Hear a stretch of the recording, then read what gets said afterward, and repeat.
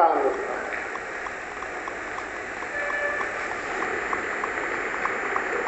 उसकी विशेष शक्ति बुद्धि में होती है। कोई मन प्रधान होता है, कोई काया प्रधान होता है, कोई आत्मा प्रधान। ये 3 प्रकार के 4 प्रकार के प्रकाश दिए मनुष्य के अंदर, उसकी रोशनी में वो चलता है।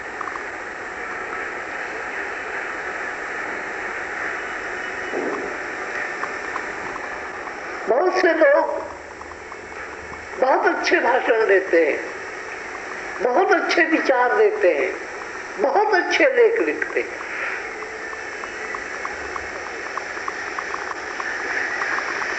लेकिन उनका जीवन इतना ऊंचा नहीं होता।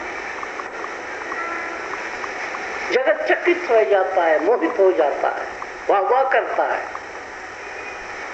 लेकिन उनकी आत्मा का प्रकाश मंद होता है। बुद्धि का प्रकाश तेज, आत्मा का प्रकाश मंद। फिर किसी का मन का प्रकाश बहुत तेज होता है। ये बुद्धि का प्रकाश, मन का प्रकाश, काया का प्रकाश बहुत, जैसे वीर हनुमान की काया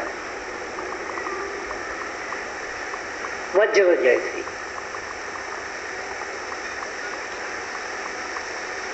ये 3 प्रकार के प्रकाश होते हैं, लेकिन ये सारे के सारे प्रकाश स्वयंभू नहीं होते, आत्मा के दिए हुए होते। जैसे दीपक में जो तेज होगा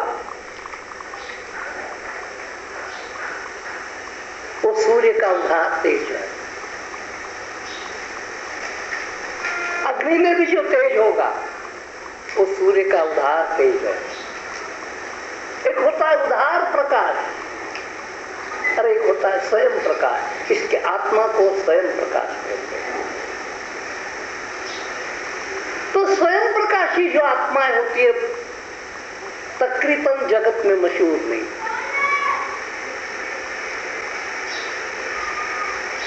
जिन महापुरुषों के पास आत्म प्रकाश होगा वो संसार के अंदर ज्यादा मशहूर नहीं होते।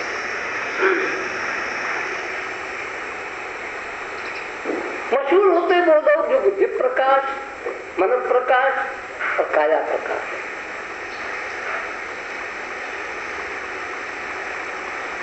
कोई बहुत बड़ा पहलवान होगा, चैंपियन होगा, सारे विश्व में प्रसिद्ध होगा।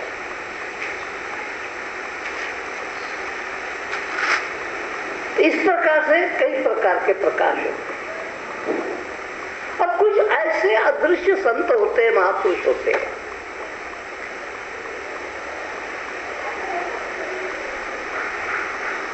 जिनके पास आत्म प्रकाश होता है।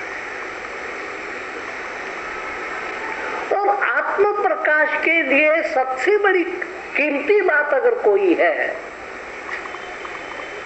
तो बचपन से ही सत्य की आराधना की होती है।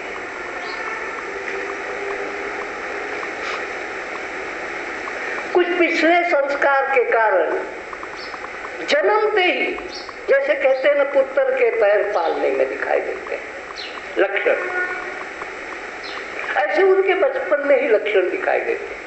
और जगत से कुछ न्यारे लक्षण उनमें होते हैं और उस लक्षणों को देख करके जगत परेशान हो जाता है, क्योंकि वो ऐसे प्रश्न पूछते हैं जिसका जगत के पास जवाब नहीं होता, और होता है तो गोलमोल जवाब होता है। क्योंकि आत्म जिज्ञासा बहुत कम लोगों में होती है, पढ़ने की जिज्ञासा बहुत लोगों में होती है, और पढ़ूंगा और पढ़ूंगा और पढ़ूंगा। बुद्धि का विकास, मन का विकास, कई लोग दंड बैठके निकाल करके, हेवी वेट लिफ्टिंग करके, ऐसा ऐसा करके शरीर को ऐसा विकसित करते, ऐसा विकसित करते, मसल्स निकालते, ये करते वो करते, तो ये आत्म प्रकाश की साधना बिल्कुल हो।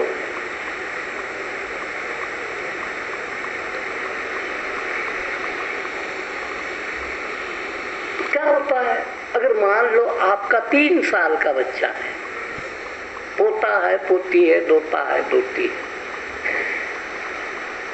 अगर उसका रुझान संसार की तरफ कम होगा और परमात्मा की तरफ अगर ज्यादा होगा। प्रहलाद को जो सताया गया, तकलीफ दी गई, उसका कारण एक ही है कि बचपन में ये प्रभु की बातें करने लग गए। इसलिए समाज का तो यही है कि बचपन में अगर कोई प्रभु की बातें करने लग जाएगा तो समझ लेते हैं कि वो बिगड़ गए। बिगड़ गए इसका मतलब है जिस रास्ते पर हम जाते उस रास्ते पर नहीं जा रहा। बिगड़े हुए तो वो लोग होते हैं जो प्रभु का रास्ता छोड़ करके जगत के रास्ते पर जाते।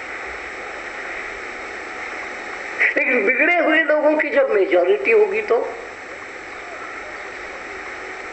मेजॉरिटी से जो निर्णय होते हैं वो यही तो होंगे। मेजॉरिटी पागलों की भी हो सकती है।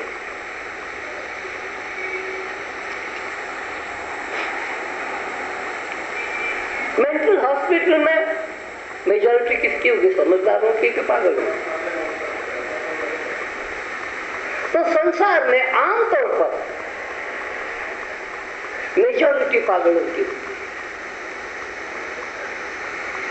और मेजॉरिटी का राज यानी पागलों।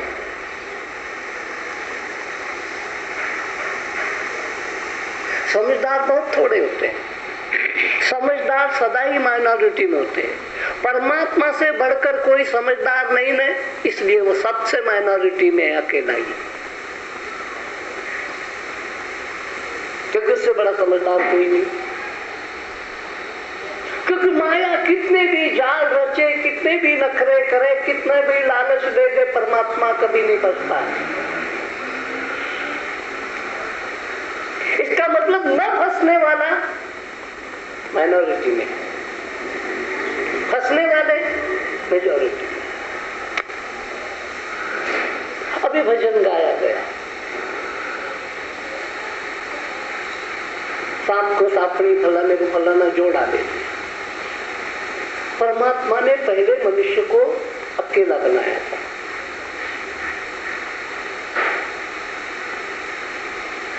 क्योंकि परमात्मा अकेला है, तो उसने अकेले को बनाया अपनी अनुभूति के आधार। पहले एक ही मनुष्य बनाया, लेकिन उसने संसार को देखा।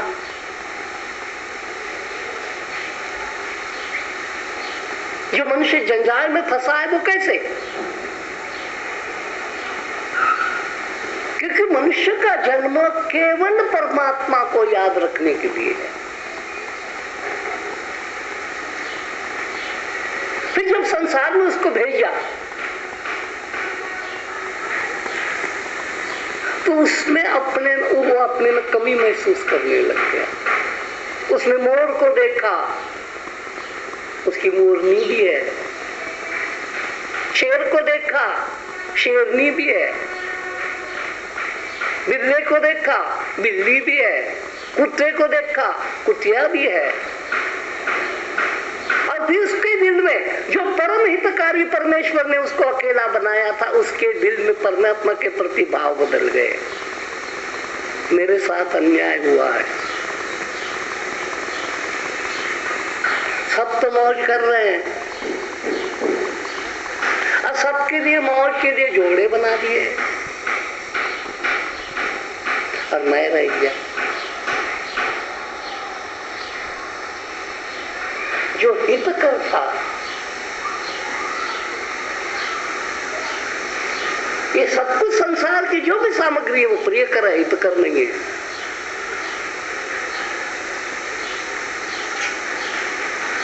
अगर ये हितकर होती तो आप आपके चित्त के अंदर बार बार बार ये बड़ा झंझट है, ये बड़ा झंझट है, अब हमारा चित्त परमात्मा में लगना चाहिए, बुढ़िया आकर के मेरे को पूछती क्यों है?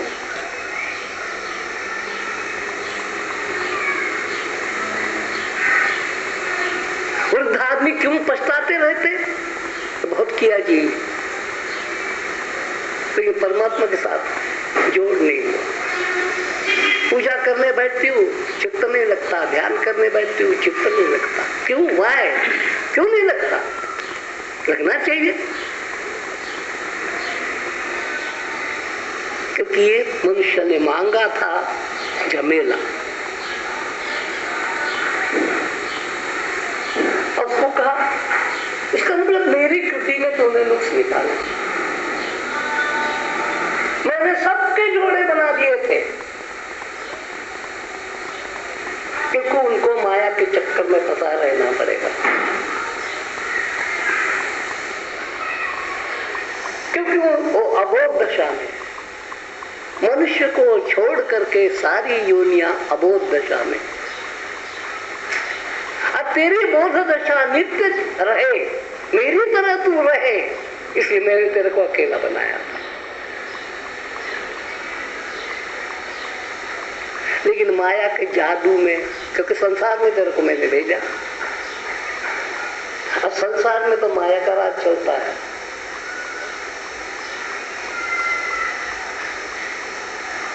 परमात्मा का राज सिर्फ आपकी आत्मा पर चलता है।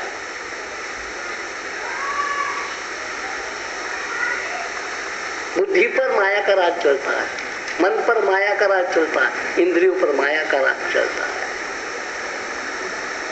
तो माया के राज में भेज करके भी मैंने तेरा ये इंतजाम किया था कि उस माया के राज का कोई कानून तेरे पर लागू नहीं होगा।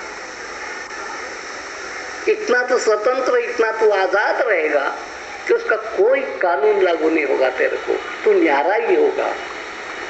जैसे तेरे पर माया का कोई कानून लागू नहीं होगा। माया का कानून है जन्म देना, ईश्वर पर वो कानून लागू नहीं है। माया का कानून है मरना, ईश्वर पर वो कानून लागू नहीं है। अरे परम प्रिय मानव, मैंने तेरे को ऐसा ही बनाया था रे जैसा मैं हूं, लेकिन तेरा लालची मन ने मांग शुरू कर दी, मेरे को भी जोड़ा चाहिए, मेरे को भी जोड़ा चाहिए, मेरे को भी जोड़ा चाहिए, मेरे को भी। और अनुभव तो यही बताता है, जोड़े में से एक बिछुड़ जाता है तो पीछे छाती पीटते हैं।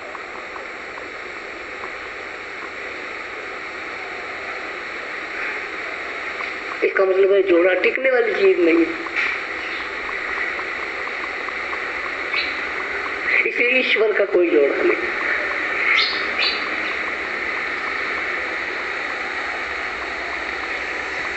कितनी ऊंची दशा है।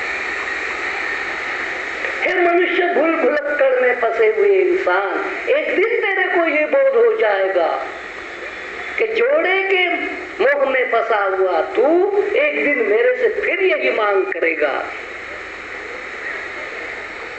कि जोड़े से मुझे मुक्त करो।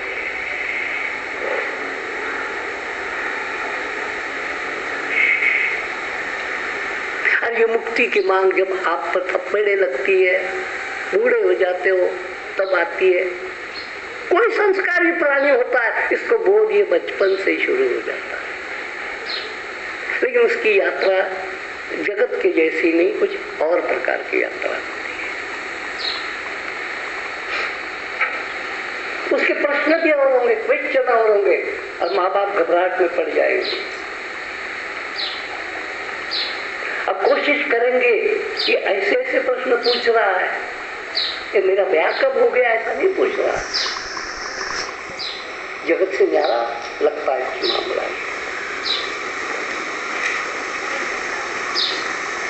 दूसरे दोते पोते पड़पोते सब पूछ रहे हैं, हमारा ब्याह कब होगा, हमारा ब्याह कब होगा, हम ब्याह करेंगे, हमारे को घरवाली मिल जाएगी, सुंदर लड़की मिल जाएगी, राजकुमारी मिल जाएगी, राजकन्या मिल जाएगी, ऐसी बातें करता है। ठीक है, ये क्या करता है, ये कौन सी बात है?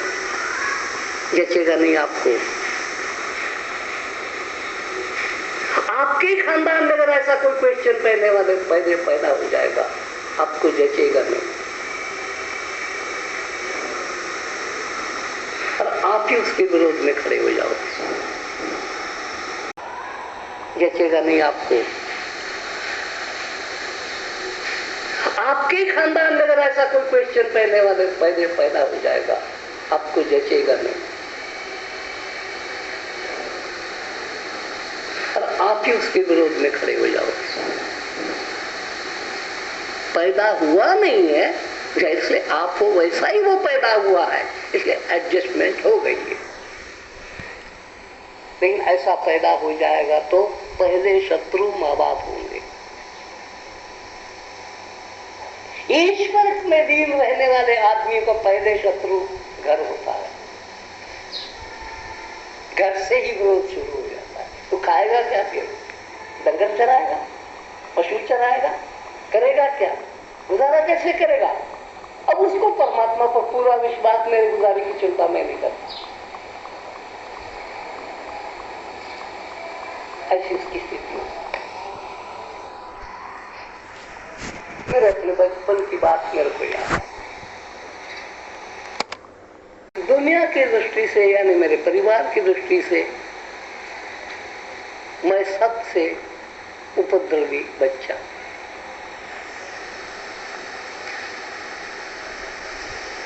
पिताजी के लिए उपद्रव, माताजी के लिए उपद्रव, दादा दादी के लिए उपद्रव, नाना नानी के लिए उपद्रव, मामाओं के लिए उपद्रव, मामियों के लिए उपद्रव, शिक्षकों के लिए भी उपद्रव।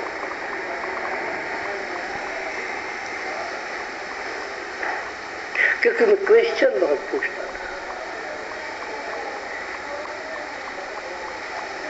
सब बुजुर्गों ने, पूर्वजों ने, ऋषि मुनियों ने तक कहा है कि हमारी कहना मानो,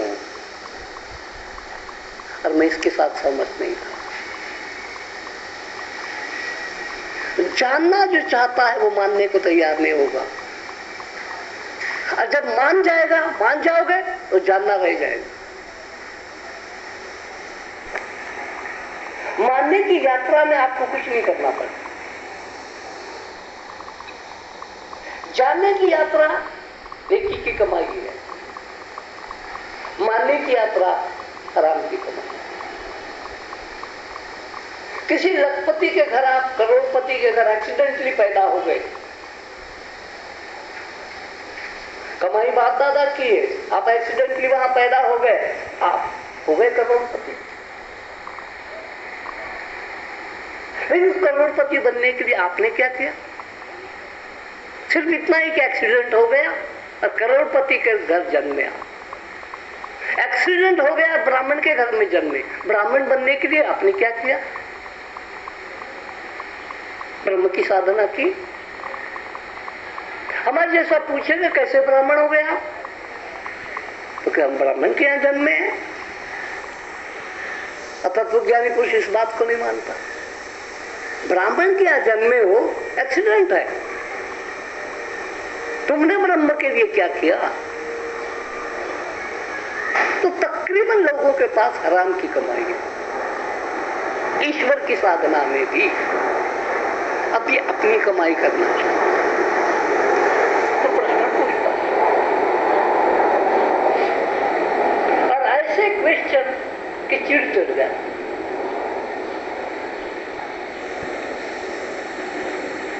मानना कैसा है? एक हमारे बचपन में एक बैल आता था सजाया, जिसको हम नंदी बैल कहते थे। बहुत सजाया होता था, सींग रंगाए होंगे उस पर, पित्तल के वो आखिरी में लगाए होंगे, गले में कवड़ियों की माला, फलाने की माला, सब कुछ।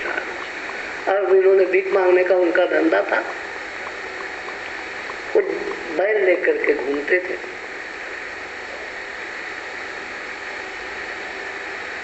बैल को दो प्रकार के इशारे सिखाए थे, एक नाक और कान। और उसके हाथ के जो डोरी होती थी, उस डोरी पर उसका हाँ ना होता था।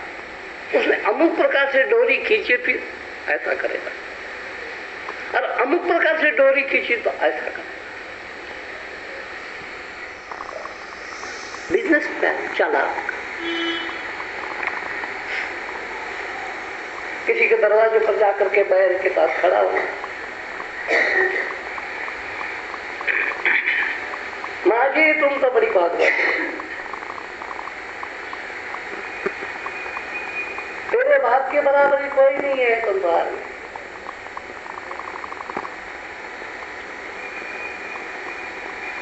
तेरे बच्चों की उम्र 200 साल की है, थोड़ी सी कमी है तो थोड़ा बहू के साथ तेरा थोड़ा कुछ चलता है।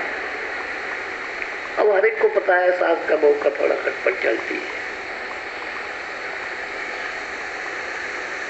वो खटपट में मतभेद होता है, एक को एक पसंद है, दूसरे को दूसरा पसंद है, लेकिन ये इनके लिए तो फायदा मिल होता है।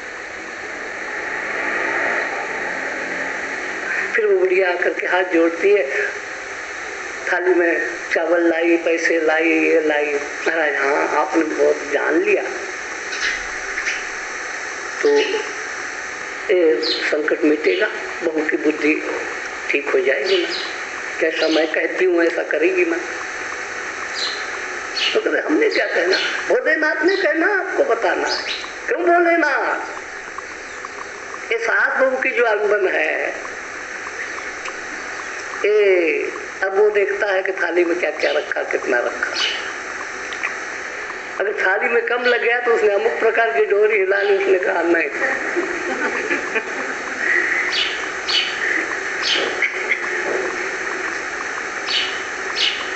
और साथ में देखा उसने कि खूब थाली में रखा है, कपड़ा भी रखा है, ये रखा वो रखा, उसने अमुक प्रकार की। सास बहू की बनेगी कि नहीं बनेगी? बनेगी ना, जल्दी बनेगी ना? हाँ बनेगी। हाँ उसने ऐसा कहा।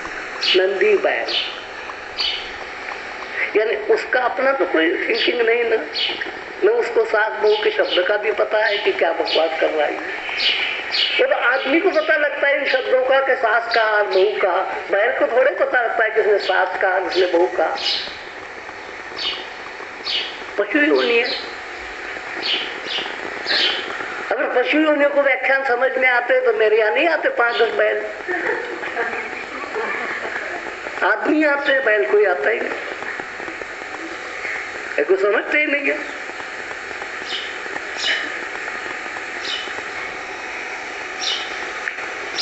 तो लोगों को